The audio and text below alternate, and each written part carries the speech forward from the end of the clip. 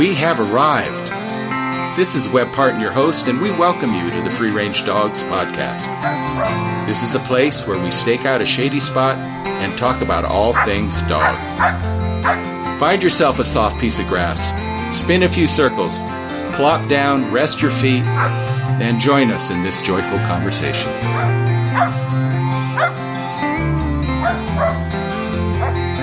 Hi, this is Webb Parton with Free Range Dogs, and it's that time again. We're here to have a conversation about all things dog. Today I have my better half with me, Nicole Poissant, the management around this place, the executive producer of this podcast. I'm just lowly employee. She's HR management. And we want to talk about Colorado River toads, or more specifically, Sonoran Desert Toads. It's that time of year, and monsoon season is when the toads appear, and it's time to start thinking about that. So with that in mind, let me bring Nicole into the conversation. Nicole, why don't you say hi to our folks here? Good morning, everyone. And I was just thinking when Webb talked about the monsoon season that coming from Southern California, this was a new thing for us when we moved to Arizona. So it may be something that not everyone is aware of what happens during the monsoon, when it happens, etc. So, yeah. And typically monsoon is July 4th weekend through to about the end of September. Just depends on something like that. What the rain gods do. And when we first moved here, it would be like clockwork, because when we first moved to Arizona, we were in Sedona. And during the monsoon season, this strange thing that we'd never heard of before, except maybe in reference to India, the thunderclouds would build up, and around 3:00 in the afternoon, we'd have this dramatic thunderstorm with, thunder, lightning, and a lot of rain. So that's in an ideal year, that's what happens. And what happens when that rain falls in this lower desert area, the southern 2/3 of Arizona, it pools on the ground, and that normally hard, dry ground soaks up water, and life begins anew. And one of the life forms that appear are the Sonoran Desert Toads. Now, they live in the ground, and they can be located far away from water. And when the rains come, we will often see pools of water in the desert that'll stay for a period of time. And at that point, that toad explosion begins. And it's not uncommon during monsoon season, after dark when you're driving, in rain, and you see the rain drops coming through the headlights, and they're all over the roads. Yeah, jumping across, and yeah. And successfully a lot of times. Yeah. It's a tragedy. Yeah. Only the fast survive. What they do is they gather in those pools of water, and they'll have these orgy events where they're just literally dozens and dozens of toads pairing and mating in this water. And then they leave, they lay their eggs in strings. And they make a lot of noise. Yeah. Because, when we moved from Sedona down here, we lived on a 20-acre property in the middle of Sonoran Desert. It was quite beautiful. And one day during the monsoon, we were awakened by this very, very loud bleating sound. We had no idea what it was. It sounded like sheep. And when we explored in the morning, we found a big catchment, right? That was full of water. And that was kind of our introduction to the Sonoran Desert Toad. Yeah. And it was just a dry piece of ground. Yeah. On the acreage we lived on. But when it filled up, it was the size of a couple of swimming pools. It was huge. Yeah, it was a big, very loud. Yeah, it was a toad party. Yeah, toad party. And that sound, I remember laying in bed. Remember the moon? Mm-hmm. Those it was so bright there. Bright moons. Yeah. Laying in bed, and it sounded like 1,000 sheep right behind the house. It did. And I've heard since from people who move here from other parts of the country. Like I had a friend from Wisconsin And people wake up in the night, they don't know what it is. They literally call 911. So, because they have no idea. It's an alien sheep invasion. Well, they are kind of benign creatures. They're really sort of sweet. I kept them for a number of years. They're ugly. Oh, not to them. They look very handsome to themselves.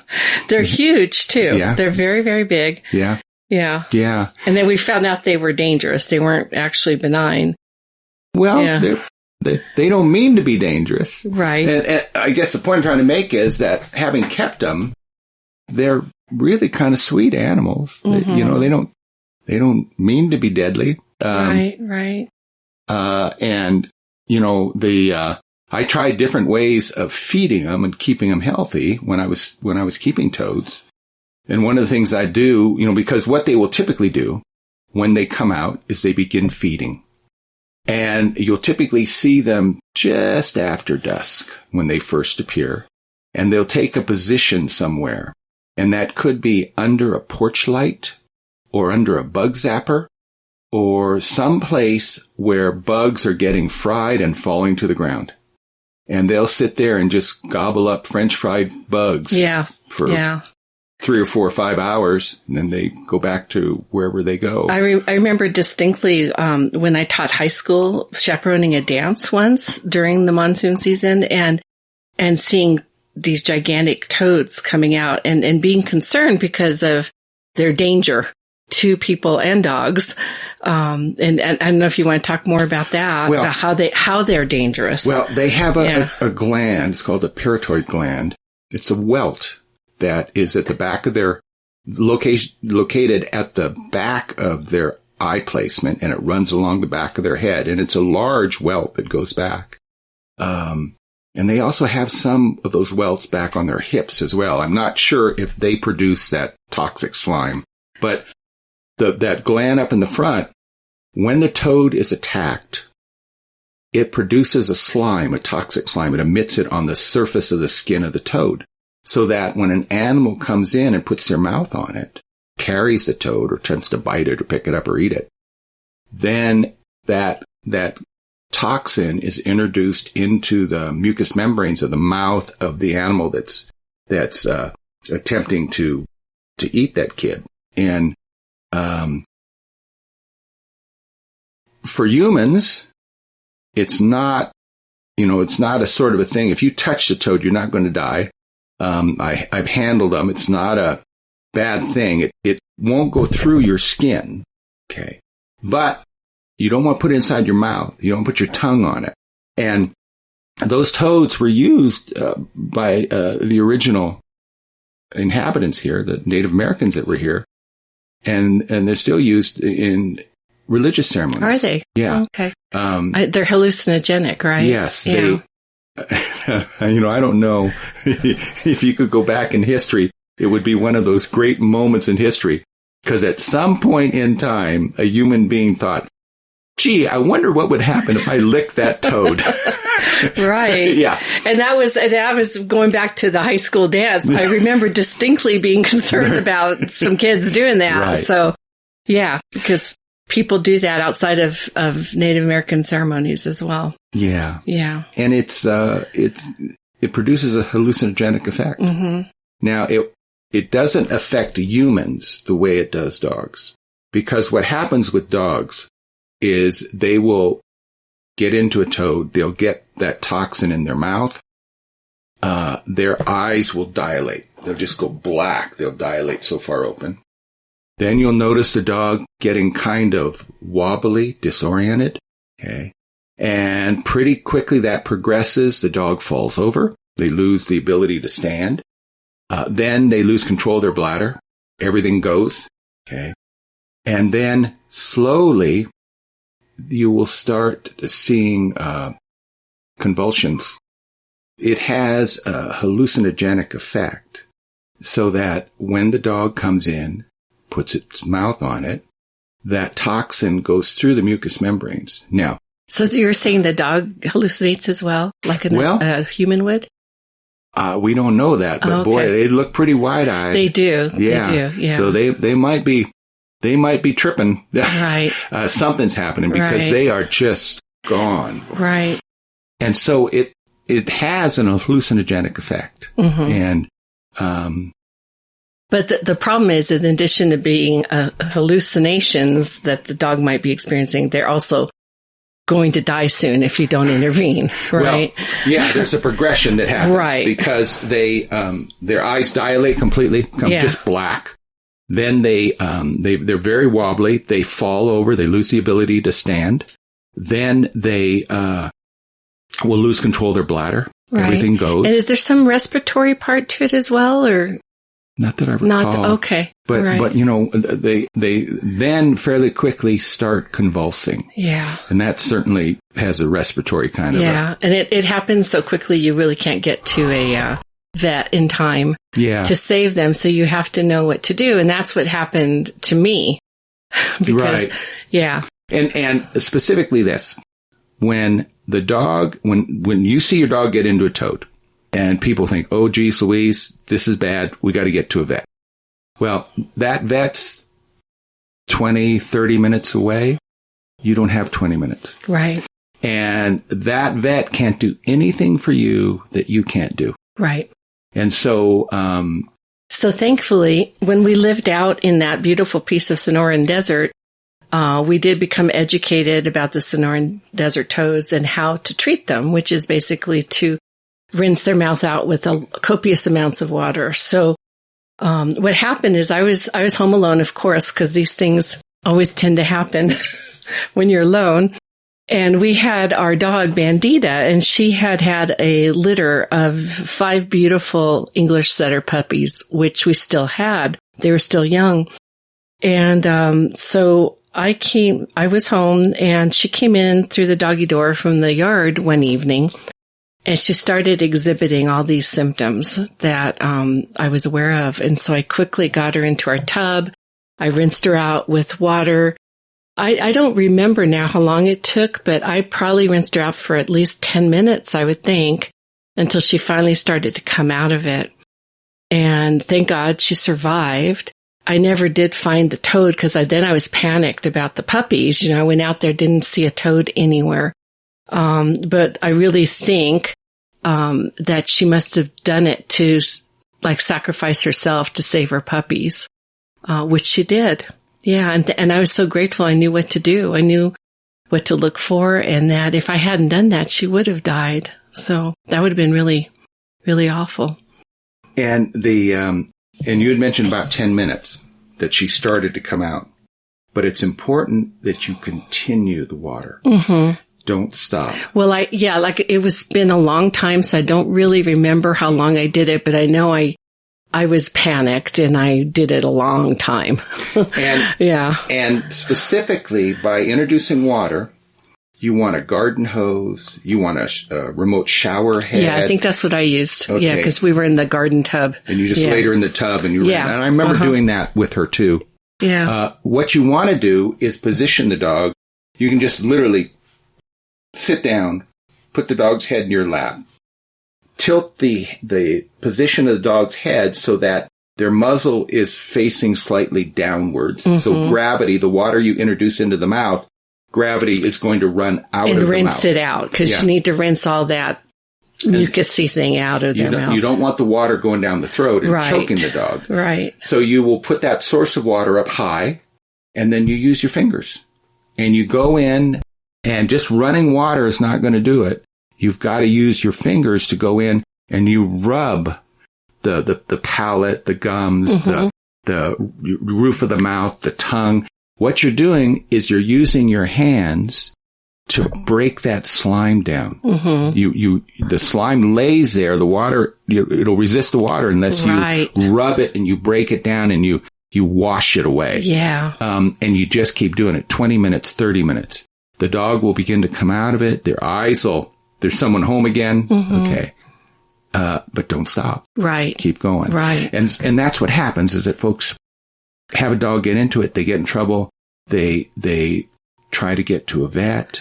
Yeah. 20, 30 minutes later. It's too late. Yeah. Once the dog starts convulsions, so you're probably your marker is about when they lose control of their bladder, because convulsions are not far away.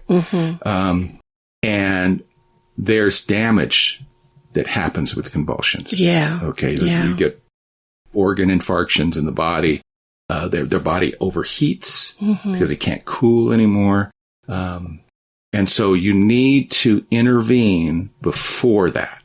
And that means when you see it happen, or you see the dog come in and they're wobbly, or they fall over and the bladder cuts loose, immediately start water.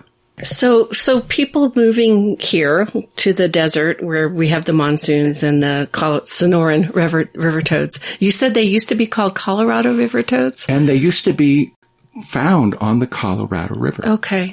And they've disappeared from that area.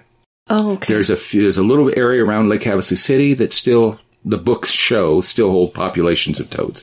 But down along the river, down toward Yuma, they don't appear to be so there. So they anymore. kind of moved inland away from the river? Yes. Okay. The range map shows that it's bumped a little bit east. They're still in that low desert, but they don't quite get to the river anymore. So I guess when people move here, let's say they move to a residential area that's been, is there still a danger in their backyards that a toad could show up? And actually, backyards can be a draw because that backyards have irrigation and they have ponds and they water plants. And they have light sources that attract bugs. Insects, yeah. Okay. And these guys are really pretty good at optimizing their bug intake. Yeah. Right. So, they can be out among the bursage out in the flat desert, struggling along looking for bugs here and there. But boy, if they can get up inside a housing tract area or with someplace, beautifully manicured backyards with swimming pools and right, just like a rattlesnake can find its way back there, the toads can appear as well. So it is really, really important that anyone with a dog is aware of these critters and be how to ready. Handle it. Yeah, how to handle it. And they're not. Again, you are not in any danger unless you decide you want to lick the toad.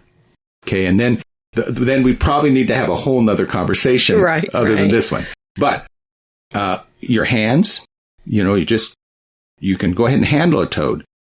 Just don't put your fingers in your mouth. Right. Okay. Right. And wash up well. Yeah. When I'm working with toads, I'll wear nylogene rubber gloves. Right. Okay. Just so to protect yourself. Just so I don't get it on the toxic slime on me. But it's, again, you don't want to get it in your eyes. You don't want to get it in your mouth. Yeah. So are they literally like underground? So would you see a hole or something in your backyard or? No, it's almost like walking catfish. There are fish that live underground as well. And what happens is that these animals have adapted to dry places that are waterless for portions of the year. So while the ground is wet and there's mud, the animals are able, because they go into the ground and that mud dries around them and encapsulates them. Yeah. And they're sort of trapped. So they're not really in a den or something. They're just kind of frozen in mud. They're in the dirt. Or dirt. They're down in the dirt. And so they just appear. And then a lot of times people, they might see their dog behaving in the ways you described, but they may not see the toad. So they just have to be alert for toads, but even more so for those kind of unusual behaviors. Do you want to describe those behaviors one more time? The thing to look at is the eyes. Okay. Because the initial thing that happens, because you look at them and you go, what are you goofy about?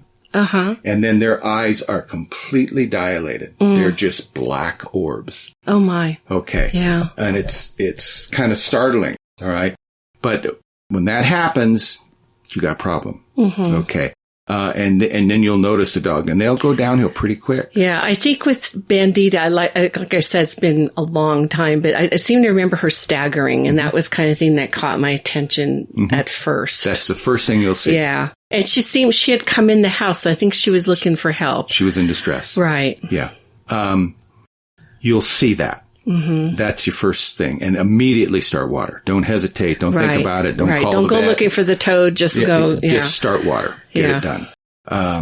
Now, what happens is, that's because our bigger dogs tend to fare fairly well with this because their bodies are large enough and you intercede quickly enough that it can be flushed from their system. Right. Yeah. Our little guys, like dachshunds, terriers, they have such a small body to begin with. And then often they'll eat the darn things. Oh. And once it's inside of them. Ouch. Oh, dear. And so the little guys don't fare well. Yeah. And there may be nothing you can do. Do we have any kind of statistics? How many? No, that people don't keep track of that. Let's say that your dog does get into a toad. You intervene. The dog seems fine. Should you follow up with a vet to make sure everything's okay? I don't think it's really necessary unless you see some other kind of injury associated with it. The dog hurts themselves. Still doesn't seem right. No. Maybe they hurt themselves and they're sustained some sort of injury. They fell or whatever. Oh, I see. But certainly that's up to the individual, and you would know the history of your dog, and was there some pre-existing conditions just that you might for your own. So you can make that decision. Right. We never did. Yeah. We just got them cleaned out, and we'd sit with them half the night. Yeah. Just trying to make sure they're okay. And we didn't see any lasting effect from it. Right. Sure, scary when it happens. Really, really scary. Yeah. So I can help you with that. We can do aversion training, and it's very similar to the snake work that I do. We set up some geography that has stress cues on it. We put the toad in the middle of it. We bring the dog in. We make the introduction. The dog cues on this thing is able to locate it, and they do make a sound, and it's a kind of that soft, like a and they again, they're sweet creatures. They get afraid, and they'll make noise, and it's just their way of protecting themselves. They're not trying to hurt anyone. Right. Well, it's a passive kind of a protection. They don't attack anybody. Right. Okay. The dog has to put their mouth on the toad. Right. Okay. The toad goes on about it, and he'll try and leave. He'll do everything he can to leave. So, it's a passive sort of thing. They are not, they're just kind of benign, sweet little creatures that, are very pretty to themselves. I was just going to comment on their appearance. Yeah. Unlike what other humans might think. I was, when you were talking about the glands that secrete the toxins, are they what looks like warts on a toad? Okay. But they're elongated. Okay. So it's not a round structure. Yeah. It's a long structure. Okay. And they tend to be a little bit different color than the rest of the toad. There's maybe more of a cream. If you get close enough to it to see that. You'll see that. And as I recall, they're pretty big. I mean, they can be pretty big, right? Because I've seen some that look pretty big to me.